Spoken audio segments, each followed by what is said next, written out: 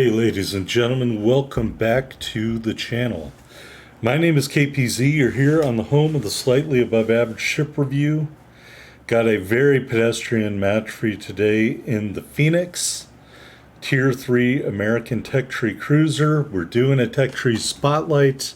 We are down tier on New Dawn in the Phoenix.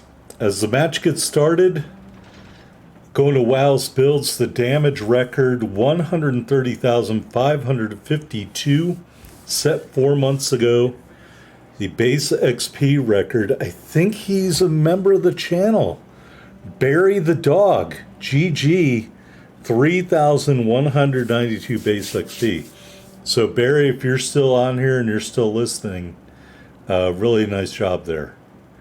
All right, the Phoenix was part of a preliminary design scheme 2 developed by the Bureau of Construction and Repair for what is known as a scout cruiser, so basically a 1917 design. There were 4 designs that were brought forward, reducing the number of boilers. Anyway, ship with 8 6-inch guns and a speed of 32.4 knots. But clearly the ship in the game doesn't bear a ton of resemblance to that. I seem to have lost my cursor. Alright, so we're moving out in the Phoenix. As you can see, we've got 1, 2, 3, 4, 5 guns on each side. My advice to you, and I think I may have been maneuvering at some point, look kind of weird. My advice to you is do not spec into turret traverse at all when you set up your commander for the Phoenix or any ship like the Phoenix. These older destroyers went with as many guns as possible. I mean, I think the St. Louis at Tier 2 is really a great example of that. Positively bristling with guns. And you don't need to worry about turret traverse because you can just switch to the other side of the ship and there are more guns there. Here we are targeting the enemy Phoenix with high explosive, but basically the other thing to keep in mind is these ships generally have paper mache armor, so you don't really want to give up your broadside if you can help it. And the American cruisers do lose their torpedoes, but the Phoenix does have torpedoes, so please keep that in mind. Basically my build here is building into sonar, which is just the commander build, and he's in the ship. The Phoenix's sonar is not particularly amazing by any stretch of the imagination. But if we got into a scenario in the match with a bunch of destroyers, which is entirely possible at the lower tier, I think it's really helpful because it's going to allow you to detect destroyers and smoke screens and also allow you to detect their incoming torpedoes, albeit short range. All right, another technique you should use is shooting at an enemy ship from behind cover. Here we are shelling a Britannia with our HE, and I think it's going to be largely successful. You can see at this angle, we've got most of our guns on target, and then you just turn a little bit and you can get the last gun on target. Here I'm gauging his maneuverability, his movement, with my torpedo indicator. But yeah, we've got a pretty good angle. We're not giving up too much broadside. We've got all our guns on target. And then when he's going to fire back, we're going to straighten out and present less of an angle. Now, that doesn't mean you don't have any chance to get citadeled. Of course you do. But that being said, by presenting as little of a profile as possible, it's going to allow us to stay alive longer. And survivability is the key with these lightly armored destroyers at low tiers. All right, he's maneuvering, so my HE isn't exactly being accurate here, but we are trying to keep him lit up. You can see really nice angle here, and he can only get the rear turret at me right now, so I'm not really worried. It's not really an advantageous angle for penetration for him. So we can kind of shoot with impunity. Now we are being shot by another ship off screen, but I'm ignoring that ship because I'm trying to kill Britannia here. And again, 5 turrets on target, minimal broadside, and there we hazarded a salvo. Didn't really do a lot of damage to us. So these are the kind of things you have to do in terms of offensive kiting. Defensive kiting would be doing the same thing, but going away, running away from the enemy ship. So offensive kiting, definitely a thing you can do in a cruiser, and especially this kind of cruiser. Here, my teammates tell me to get back. I am really not worried about Britannia at this point in time. He hasn't shown me that he's particularly capable of doing damage to me, and I think our angling is helping. Now, at this point, I'm just going to be like, screw it. I just want to kill this guy, so I'm willing to kind of roll the dice here to get the last turret on target. So we are going to make ourselves more hittable, and here I'm going to launch, and I think he's going to shoot at me right here, and so we are going to take a little bit of damage. Anyway, he gets killed. We did set him on fire again. So you can use offensive kiting like that at these lower tiers with these cruisers that have guns on both sides. Again, there's no need to worry about turret traverse. The only thing you care about is that you're shooting and you're not giving up a lot of your broadside to do that. All right, Königsberg way out there. We are lighting him up here. And looks like he went dead in the water, so we had to totally adjust our aim. Thought we might get a kill pinch there. My shells are not fast enough, so somebody else gets that kill too. And that's fine. The blue team is brutalizing the red team. They have 4 ships remaining. We've only lost 2 ships, so this is clearly going to be a win. Maybe not in a stellar game in the Phoenix here, but I am not a very good cruiser player, so comparatively, this is probably one of my better games in this ship. And so that's why you're going to see it here today.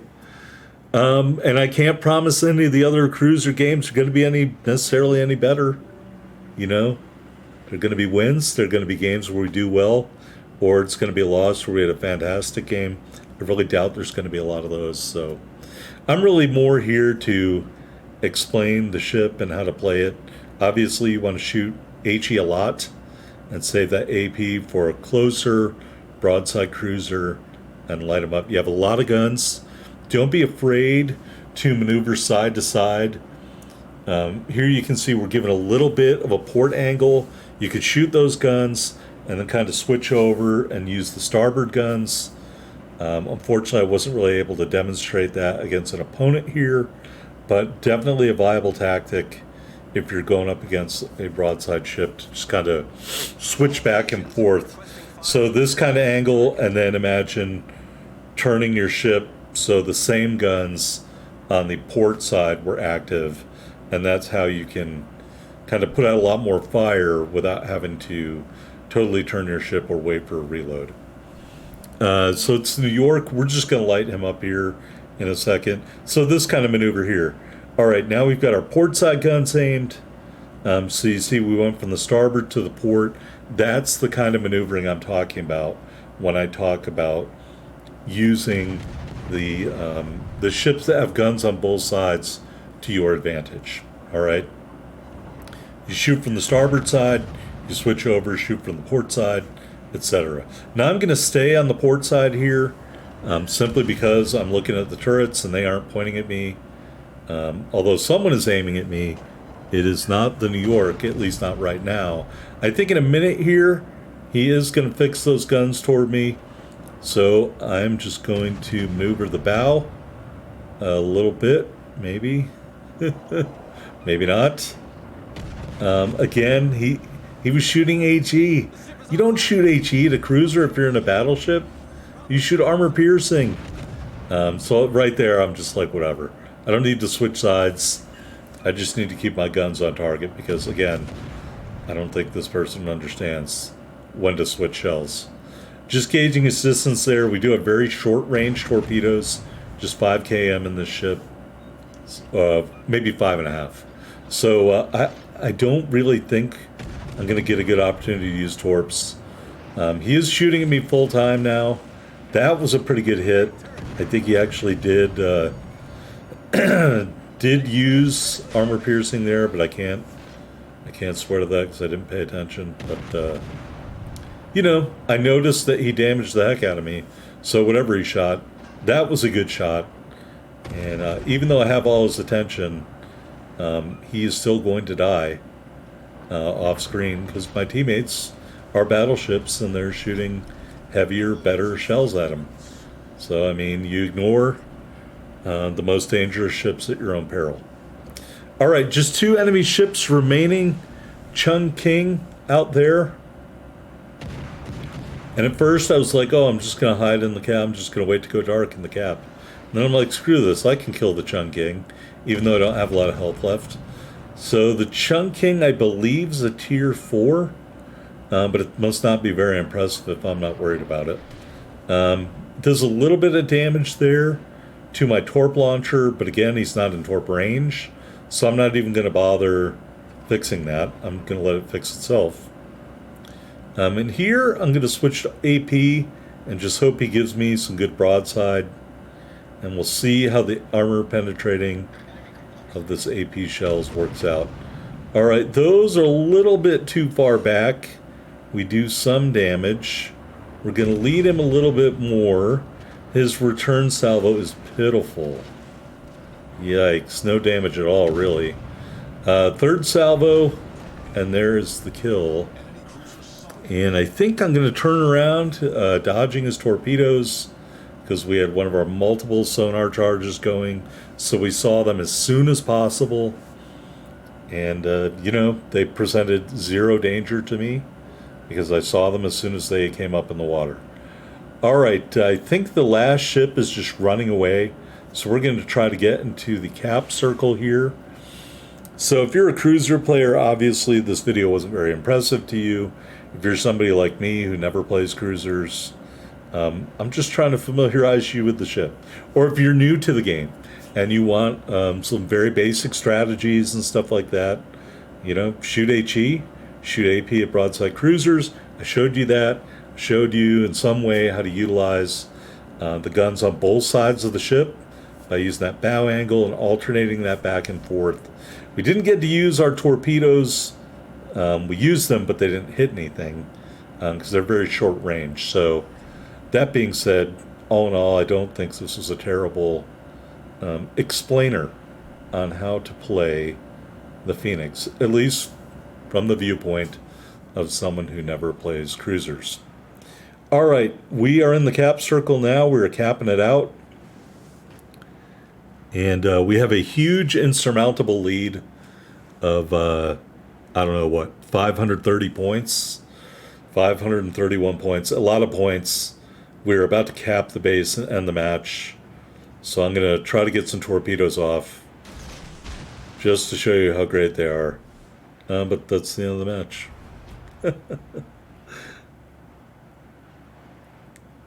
All right. Here we are on the victory screen. 67,512 total damage. We had 118 main battery hits. 1 kill. We set 11 fires. So it's very good at starting fires at this tier. And an assisted cap of the base. Just over 100,000 silver, 3,400 ship XP, 3,600 green XP.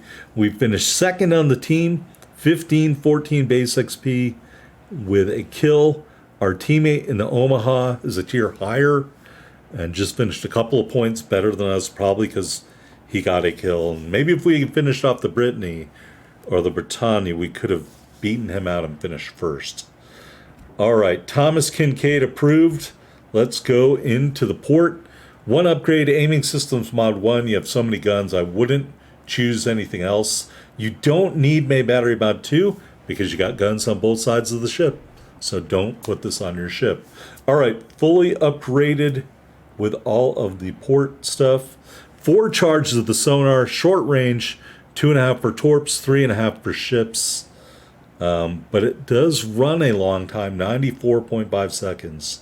So helpful chasing down destroyers in smoke screens.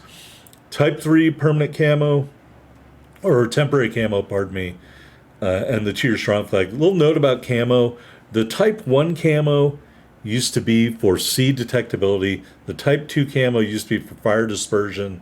And then the Type 3 camo was 3% of both of them. I'm really disappointed that Wargaming altered the characteristics of the camo paint. And I am not in favor of that. Anyway, 2-year strong flag, like I mentioned. 24,000 hit points with our build. And no torpedo damage reduction.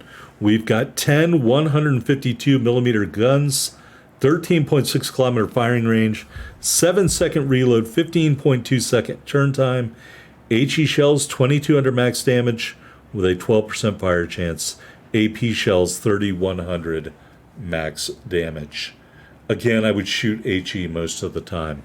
2 triple tube launchers reload every 66 seconds.